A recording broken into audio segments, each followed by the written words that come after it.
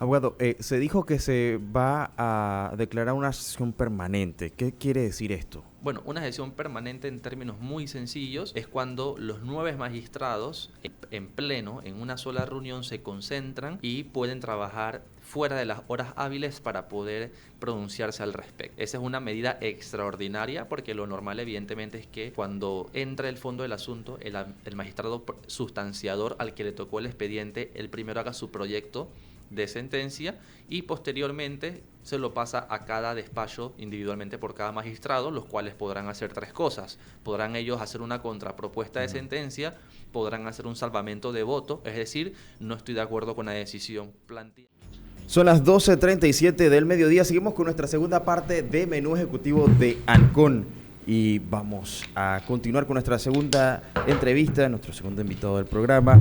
Hoy nos acompaña el abogado Víctor Baker. Y es que ayer culminó la segunda fase la fase de alegatos en la Corte Suprema de Justicia, ya para evaluar todos esos señalamientos que pueden hacer los juristas para opinar sobre el contrato minero que en estos momentos está esperando un fallo de inconstitucionalidad luego de las demandas presentadas.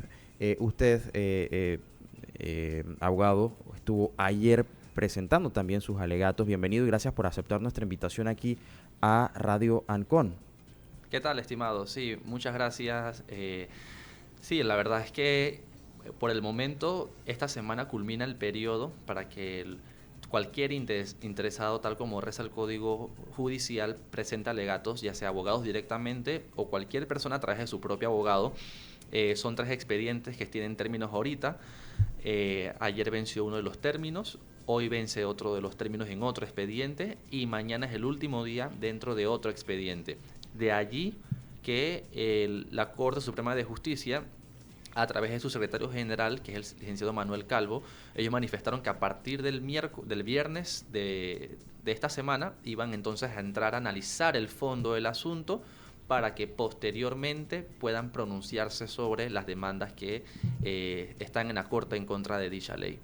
Abogado, se dijo que se va a declarar una sesión permanente. ¿Qué quiere decir esto? Bueno, una sesión permanente en términos muy sencillos es cuando los 9 magistrados en pleno, en una sola reunión, se concentran y pueden trabajar fuera de las horas hábiles para poder pronunciarse al respecto. Esa es una medida extraordinaria porque lo normal evidentemente es que cuando entra el fondo del asunto, el magistrado sustanciador al que le tocó el expediente, el primero haga su proyecto de sentencia y posteriormente se lo pasa a cada despacho individualmente por cada magistrado, los cuales podrán hacer tres cosas. Podrán ellos hacer una contrapropuesta de sentencia, podrán hacer un salvamento de voto, es decir, no estoy de acuerdo con la decisión planteada por el sustanciador, o pueden hacer un voto razonado, que quiere decir estoy de acuerdo con la decisión, pero no con los argumentos. Sin embargo, esta sesión extraordinaria, que es una forma inusual, pero permitida por la ley para poder fallar, precisamente existe para estos casos, en donde el país requiere un pronunciamiento expedito por la urgencia. Sin embargo, sí tenemos que ser muy cuidadosos con esto, porque al final del día el apuro trae cansancio, como dice esta célebre frase, y este es un tema tan complejo, un contrato de billones de dólares, tenemos los ojos del mundo puestos en Panamá, y hay que ser mesurados también con la decisión. El país requiere una decisión, sí la requerimos para poder traer paz social, para que se restablezca el orden. Sin embargo, tenemos que entender de que debe ser una decisión en derecho, una decisión independiente e imparcial y sobre todo muy rigurosa, porque este fallo, estimados, va a ser un precedente judicial no solamente para las concesiones mineras, sino para concesiones de todo tipo, telecomunicaciones, puertos, etcétera. Y estas industrias requieren evidentemente normalmente inversión extranjera. Vemos que en telecomunicaciones las empresas son extranjeras porque tienen el capital, tienen digamos la capacidad técnica, igualmente los puertos, etcétera. Entonces, los inversionistas extranjeros van a ver cómo Panamá decide en temas de concesiones. Entonces, esto no solamente se agota un tema exclusivo de la mina, sino en el resto de las concesiones que el país puede dar.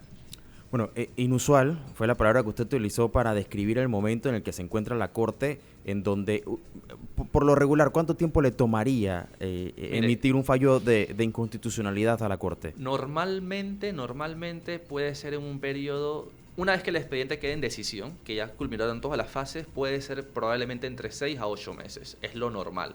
Pero esto suele extenderse más porque como te expliqué, el proyecto de sentencia tiene que recorrer los 9 despachos de cada magistrado.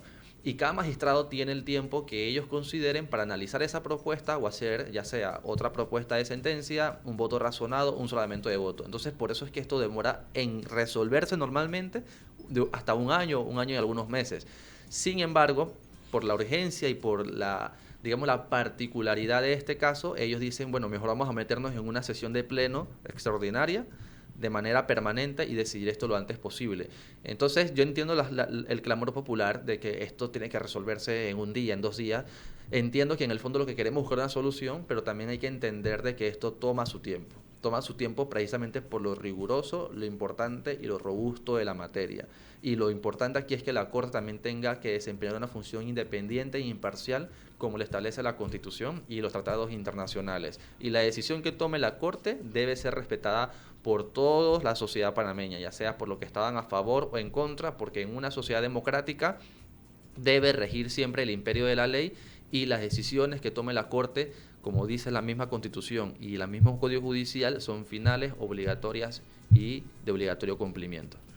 Ojo, aquí no estamos diciendo si es constitucional o inconstitucional la ley, porque esto le compete a la Corte Suprema de Justicia. Exactamente. Pero sí hay que mencionar que debe ser una decisión que se debe respetar y, bueno, esto a la luz de todo lo que hemos visto y sabemos cuáles son las peticiones populares.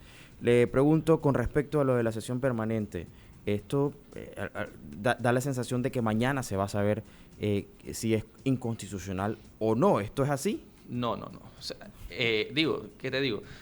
Mañana después de las 5 de la tarde, el Pleno se reúne en sesión permanente. La probabilidad de que haya un fallo mañana para mí son extremadamente bajas porque, como te comenté, ahorita en la Corte hay más de 150 alegatos. O sea, imagínate, 150 personas han presentado alegatos de fondo y el magistrado y los magistrados tienen que leer cada fallo. Y no solo leerlo, cada alegato. No solo tienen que leer cada alegato, tienen que estudiarlo y considerarlo en su decisión. Eso toma su tiempo. Recordemos que los magistrados son personas también. Son personas y al final del día somos humanos y por consiguiente no tenemos, digamos, esa capacidad como una máquina de decidir las cosas lo antes posible. La Corte sí entendería de que va probablemente a poner todos sus esfuerzos en estos expedientes por la particularidad del caso, pero si me preguntas a mí en lo personal, decir una fecha que hay una decisión sería muy irresponsable por cualquier persona y sobre todo por un abogado que dé una fecha porque al final eso es competencia de la Corte y hay que respetar los tiempos de la Corte. Y segundo, más importante, porque no tenemos una bolita de cristal para saber cuándo va a salir la decisión. Entonces, nadie puede decir una fecha, nadie puede hacer una estimación. Lo que sí podemos asegurar es que la Corte va a poner sus esfuerzos en esos expedientes e intentará emitir un fallo lo antes posible. Eso quiere decir que la idea de que mañana se va a saber si es inconstitucional o no, deberíamos alejarla de toda posibilidad y tratar de ser prudentes. Exactamente. Ahora, en ese mismo sentido, hemos visto una cantidad exorbitante de manifestaciones pidiéndole a la Corte que emita un fallo de inconstitucionalidad. Uh-huh. Tomando en cuenta un poco lo que usted mencionaba sobre que hay que ser objetivos en la respuesta, la influencia que puede tener y que no debería tener la presión social frente al hacer valer las leyes. Uh-huh. Aquí se representa lo que usted mencionaba, un grave peligro, no solamente para nuestra democracia, sino también para la imagen que pueda tener nuestro sistema de justicia, que debería ser imparcial y objetiva. Exactamente, eso es un muy buen punto. Mira, al final del día, en un sistema democrático, la representatividad, es decir, quien ejerce la representación de los ciudadanos es la Asamblea Nacional y parte del Ejecutivo. En un sistema democrático funciona de esa forma, en la Corte no. Los magistrados de la Corte no se deben a nadie, no se deben ni a la población, no se deben al poder económico, no se deben a nadie, porque la justicia es independiente, es imparcial, y eso es lo que debemos avisorar como un país si queremos ser serios y queremos ser respetados. La presión social tiene que estar encaminada, sí, en un sistema democrático, a la Asamblea Legislativa y al órgano ejecutivo, porque son quienes ejercen la representación de esas personas y quienes se deben a las personas. Pero los magistrados no se deben a las personas, los magistrados se deben a las leyes, se deben a la objetividad y se debe al imperio de la Constitución. Por consiguiente, yo entiendo que también la democracia implica que podamos opinar, podamos pedir cosas, y sí, es un ejercicio legítimo de que las personas que tienen una petición lo soliciten. Sin embargo, no podemos interpretar eso como una medida de coacción o de coerción y condicionar un fallo de la Corte, porque si no estaríamos regresando a los albores del siglo XVI, del siglo XVII, en donde no había justicia, en donde el imperio no era la justicia, no era la ley, sino las peticiones clamorosas de aquel momento representadas por el monarca. Entonces, creo que es muy irresponsable también de que ciertos abogados digan la Corte tiene que acatar lo que las gradas digan, la Corte tiene que decir que es inconstitucional, porque es como si un médico te dijera, no, mira, eso al final del día es un tema de diabetes, pero te lo voy a tratar como hipertensión. O sea, no es congruente. Entonces un abogado debe ser responsable y debe decir las cosas como son. La Corte es independiente, es imparcial a toda presión, tanto interna como externa, y debe fallar en derecho y en la objetividad que la ley le permite. Alegatos. Son 150, usted mencionaba hace un momento. Una estimación me dijeron en la Secretaría General que van más o menos como unos 150, 160. ¿Qué peso tienen los alegatos en la decisión de los magistrados? Bueno, los alegatos tienen que ser considerados por los magistrados. Tienen que ellos leerlos, entenderlos y determinar si el que presenta alegato le asiste razón o no le asiste razón. Eso entra parte de los considerandos de la parte del fallo, de la parte emotiva de la resolución, y el magistrado puede determinar que, bueno, el licenciado Juanito Pérez mencionó esto, citó esto, y creemos que es congruente con el caso que nos ocupa, y por consiguiente le asiste razón parcialmente o totalmente y lo consideramos para tomar la decisión. Evidentemente, la pregunta creo en el fondo ¿es obligatorio que los magistrados atiendan a los alegatos? No, no es obligatorio. Es simplemente una opinión, como la opinión del procurador de la administración, como la opinión del procurador de la nación, es simplemente una opinión, es un alegato más, y los magistrados van a considerar si nos asiste o no la razón, y en base a ello fallar inconstitucional o fallar la constitucionalidad de la ley. ¿Hay más peso en un alegato del procurador de la administración o de la nación frente a un alegato que haga algún otro jurista? No, porque nos arropa lo que se llama el principio de igualdad ante la ley, que está reconocido tanto en las leyes procesales como en las leyes constitucionales. En este caso, por un tema de procedimiento, los procuradores opinan primero, pero opinan primero por un tema procedimental, no por un tema sustancial o de fondo. Y precisamente los últimos alegatos son de cualquier interesado. ¿Por qué? Porque la naturaleza de esta acción es una acción pública, una acción en donde, como la Constitución nos arropa a todos, en ese mismo orden de ideas, todos tienen derecho a opinar sobre la Constitución. Básicamente esa es la lógica de la acción de constitucionalidad. Por consiguiente, todas las opiniones son válidas, todas las opiniones son iguales entre sí, y los magistrados tienen que considerarlas todas por igual.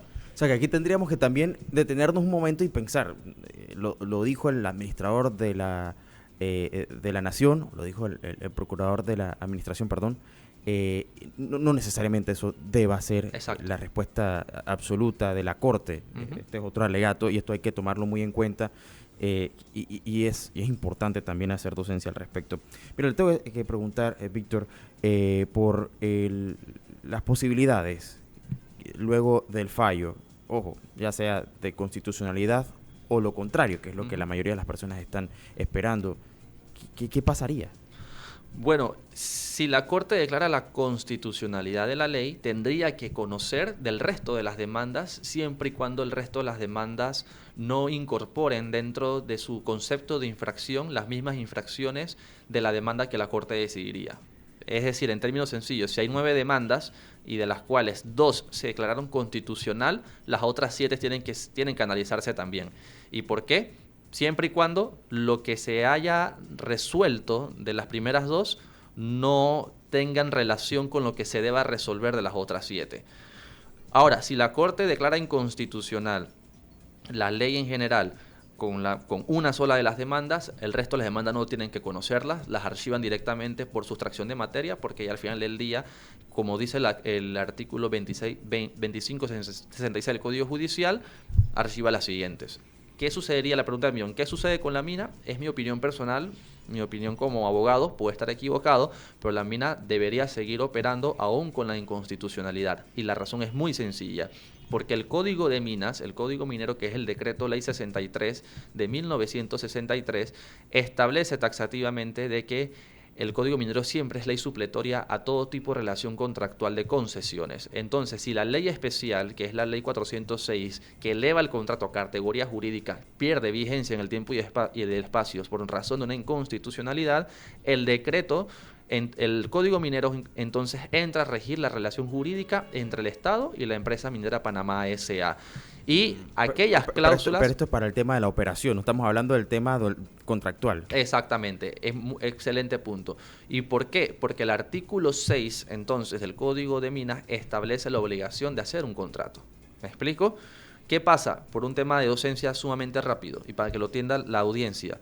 Señores, este tema de Cerro Petaquilla, de Cobre Panamá, inició en 1964, cuando las Naciones Unidas junto con el gobierno en aquel entonces hicieron exploración en esa área. Luego en el 69 se emite un decreto para que posterior a los resultados de esa exploración que hizo las Naciones Unidas se hicieran licitaciones para adquirir la concesión. ¿Quién fue la primera empresa que adquirió la concesión para esa área de Cerro Petaquilla? Fue una empresa llamada Cobre Panamá S.A. en 1973. Y el gobierno en aquel entonces nombró una comisión negociadora para hacer ese contrato que se hizo. Posteriormente, esa empresa japonesa, porque era un consorcio japonés, se le expira el término de la concesión de exploración y eso regresa a la zona de área de reserva según el Código Minero. Posteriormente, en el 87, otra empresa adquiere la concesión sobre dicha área, que es la empresa Sealease Panama Holding S.A. Sin embargo, ellos incumplieron en el 90 sus derechos, sus obligaciones contractuales y Cerro Petaquilla pasa nuevamente a zona de reserva, según el Código Minero. Luego, la empresa Georrecursos S.A. Internacional adquiere la concesión en 1991, según el contrato 27-A de 1991. Y Georrecursos hace la exploración por 4 años hasta el 95. Luego Minera Petaquilla S.A., que hoy es Minera Panamá S.A., solo se le cambió el nombre, adquiere mediante un contrato de cesión de derechos y una subrogación de contrato los derechos de exploración. ¿Y qué dice el Código de Minas? Dice, la empresa que haya cumplido con la exploración, el artículo 21, tiene el derecho de hacer la extracción y explotación, por una razón sencilla. Es injusto que una empresa explore, gaste millones de dólares y luego otra persona sobre esa explotación adquiera la extracción y explotación. Obviamente sería injusto. Precisamente es una obligación del Estado dar la extracción y explotación a la empresa que cumpla con la exploración. Y como el Código de Minas permite que se cedan los derechos, Minera Petaquilla adquiere los derechos de Georrecursos y en el 97 hacen el contrato y a partir de ahí ya sabemos lo que ha pasado hasta la fecha. Pero esto es lo que viene desde el 64, solo que creo que no se ha investigado lo suficiente y tampoco se le ha dado publicidad a esto lo suficiente y que debe conocerse realmente. Bueno, es mucho el desconocimiento que existe. Hasta hace poco fue que estalló todo el tema, apenas se empezó a ventilar, sobre todo en redes sociales, lo que contiene el contrato. Esto hay que decirlo que no tiene meses, sino que tiene años en discusión desde que se declara en inconstitucionalidad. El futuro es incierto de momento, nos quedan 5 minutos para hacer esa evaluación final. Creo que destacando un poco de las cosas que usted ha mencionado, abogado, no podemos esperar que mañana, porque se declara sesión permanente en la Corte Suprema, esto significaría que hubiese respuesta. ¿Son cuántos los votos? No, las demandas que se han admitido y que mañana termina por completo la fase de alegatos? Ok, importante. Cada demanda tiene su periodo de alegatos individualmente. No es como que hay 10 días para todas las demandas, no. Cada expediente tiene su periodo de alegatos. En 3 expedientes distintos los términos vencen esta semana. Ayer venció un término en un expediente, hoy vence el término en uno de los expedientes y mañana vence el término en otro de los expedientes. Y por eso la Corte dijo, a partir del viernes yo entro a analizar esos expedientes. Claro. Sin embargo, si no hay una decisión, digamos, la otra semana, el resto de las otras 5 demandas entrarían también en periodo de alegatos y la otra semana los abogados tendrían que presentar alegatos en los otros expedientes. ¿Me explico? O sea, cada demanda tiene su término de expediente Y hasta que no haya un fallo de la Corte, no se sabrá qué pasa con los últimos expedientes que entraron.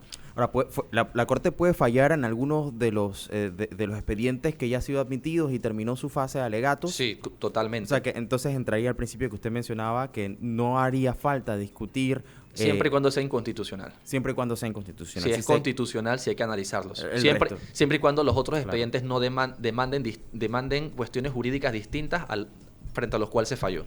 ¿Cómo se vota en la Corte Suprema? Bueno, son 9 magistrados, es mayoría simple. Con 5 votos se declararía constitucional o inconstitucional. Necesitan 5 votos. El papel de la magistrada. Ok, la magistrada María Eugenia López, ella es ponente en uno de los expedientes, el expediente 115-037 creo que es. El magistrado Rocha es ponente en otro expediente, que es el 117-037 creo que es. Y así sucesivamente. Tú presentas en la corte una demanda y se reparte aleatoriamente y le toca a un magistrado, que es el ponente. ¿Cuál es la función del ponente? Hacer el proyecto y decir, colegas, magistrados, aquí este es mi proyecto. ¿Necesito los votos de ustedes o no los necesito? Y aquí se los entrego para que ustedes voten si están conmigo o no están conmigo. Básicamente para que la gente nos entienda.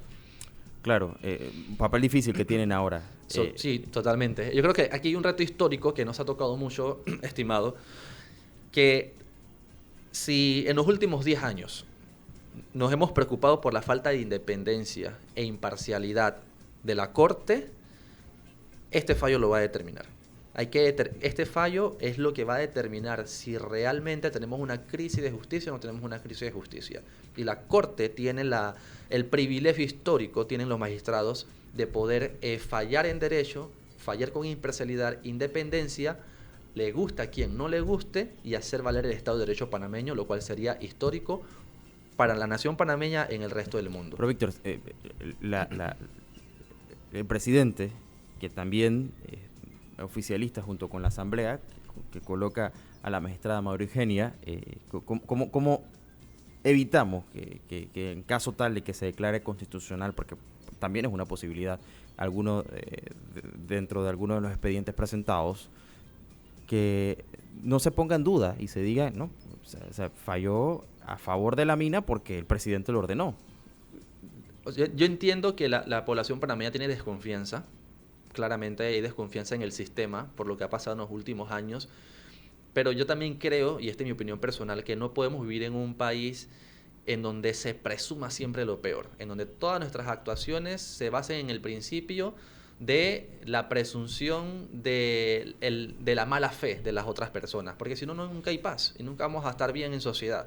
Yo creo que debemos apelar a las buenas intenciones, debemos apelar a que de que los magistrados son magistrados, allí no llega cualquiera, son personas competentes con el cargo, son personas estudiadas, personas con un recorrido profesional de 40, 50 años de ejercicio de la profesión, y eso no se puede subestimar. Y por ese motivo yo siempre llamo a ser respetuosos de las decisiones judiciales, nos guste o no nos gusten, porque al final del día vivimos en un país con este sistema y las reglas del juego no las inventamos. Ya existe y podemos ir cambiándolas en el tiempo, pero eso ya es debate de otro momento.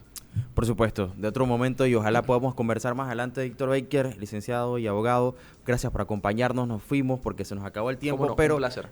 Importante entonces saber que mañana empieza esa sesión permanente en la Asamblea, en la Corte Suprema de Justicia, pero esto no es determinante de momento, hay que esperar. Correcto. No hay un tiempo estimado. Nos despedimos, nos vamos. Gracias por acompañarnos. Hasta luego. Venimos con La Cancha en Información Deportiva, 2 horas de deportes con Miguel Ángel Cuadra, Manolo Álvarez Cedeño de Reich, quien se quedará también con Miguel Ángel. A partir de ahora, mañana seguimos con más de Menú Ejecutivo Ancon.